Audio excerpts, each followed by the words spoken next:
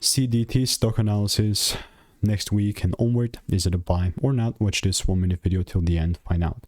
So Conduit Pharmaceuticals is sitting at 12 cents and it is 50.37% up. In case you can't tell, this was Friday's performance. Now again, I'm still sticking to my edge that I've refined over 34,000 videos over the last 4 years after spending thousands of dollars on course cement trips. I mean, after a lot of data collected and refinement, I have seen what has worked for me, what has not.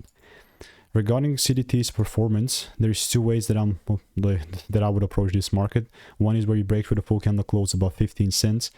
And that will be kind of like a bullish trend, and then we can look for things, but it's not going to be an immediate buy. And the other way is that if I see a double break, then it's an immediate short because it's a bearish range, you know. So for me to kind of make the decision and the conclusion on this exact moment and timing, the price must give me more candles, you know, because with the candles we have more data, and with the data we can make the decision. At least that's my approach, not financial advice. All I'm doing is I'm waiting right now. And if you want to make more money trading in a simple and way, click the first link in the description. It's a free newsletter.